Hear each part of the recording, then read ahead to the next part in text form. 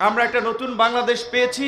এই বাংলাদেশকে কাদামাটির মতো আমরা নতুনভাবে যেমন খুশি তেমনিভাবে গড়ে তুলতে চাই, যেখানে জুলুম, দুঃশাসন, ভোট ডাকাতি, জালিয়াতি, মানুষের উপরে হামলা মামলা, রাজনৈতিক কারণে হয়রানি থাকবে না। কিন্তু এক ভাইয়ের বক্তব্য আমি পেছন থেকে শুনেছিলাম, এটা সত্য। এখনই কোনো রাজনৈতিক দলের উৎপাত শুরু হয়ে গেছে, মনে হয় তারা ক্ষমতায় চলে এসেছে। এইটা হতে দেওয়া যাবে না।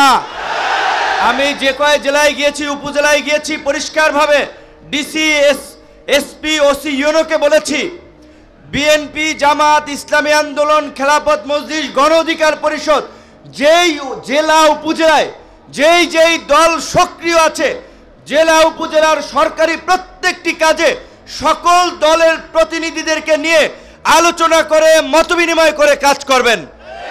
এই যে বিজিডি, বিএসএফ, বয়স্ক ভাতা, ওএমএস, টিসিবি, বিভিন্ন ধরনের যে সরকারি কার্যক্রম আছে, কোনো রাজনৈতিক দলকে প্রাধান্য দিয়ে বাকিদেরকে গোনায় ধরবেন না, এটা হবে না।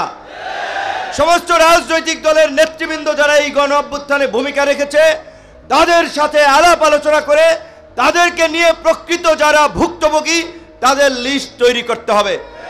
কোনো একক নেতার কথায়, কোনো দলের কথায় লিস্ট চলবে না। আমরা পরিষ্কারভাবে বলে দিতে চাই, এখানে আমাদের নেতৃবৃন্দ যারা বলেছেন যে এই 53 বছরের বিগত দিনের এই দুঃশাসন এবং জুলুমতন্ত্রের গতানুগতিক পুরানো রাজনীতি আমরা দেখেছি।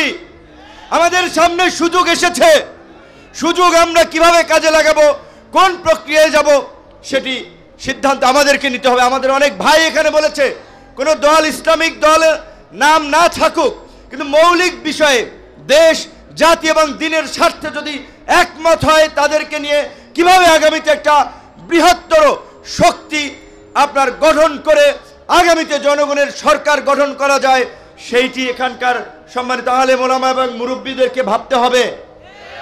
সুযোগ কিন্তু 53 বছরে একবার পেয়েছেন, এই গণ অভ্যুত্থান একবার হয়েছে। কাজে আমি আপনাদেরকে বিনয়ের সাথে অনুরোধ করব, আমাদের ছোটখাটো মতভেদের কারণে এই সুযোগ যেন আমরা হাতছাড়া না করি। এখানে আলেম ওলামারা যারাই আছেন, মুফতি সাহেব বরিশাল নির্বাচনে তার মতো মানুষ যাদেরকে পা সালাম করার জন্য, জুতা টানার জন্য কত লোক রেডি থাকে, এই নির্বাচনে দেখেছেন কতিপয় ছাত্রলীগের, এই যুবলীগের লোকেরা চরিত্র ঠিক নাই, মাথা ঠিক নাই, নেশা পানি করে এই সমস্ত মানুষ লাঞ্ছিত করছে। মামুনুল হক থেকে শুরু করে অসংখ্য আলেম ওলামাদের উপরে গত কয়েক বছরে যে নির্যাতন, নিপীড়ন, নিষ্পেষণ হয়েছে আপনারা সকলেই দেখেছেন। সর্বশেষ যেটি আল্লাহ পাক কিন্তু পরিষ্কারভাবে কোরআনে বলেছে, তোমরা সত্যের সাথে মিথ্যার মিশ্রণ করো না, জেনে শুনে সত্য গোপন করো না।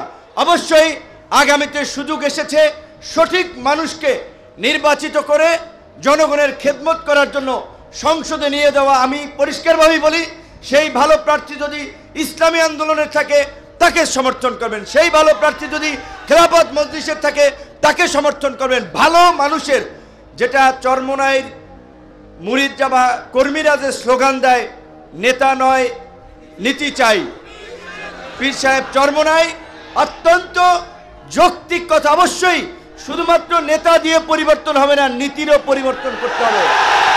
সেই নেতা এবং নীতির দুটোরই পরিবর্তন করে উপযুক্ত ব্যক্তিদের নেতৃত্বের মাধ্যমে আগামী রাষ্ট্র পরিবর্তনের সুযোগ আমরা আল্লাহ আমাদেরকে দিয়েছে।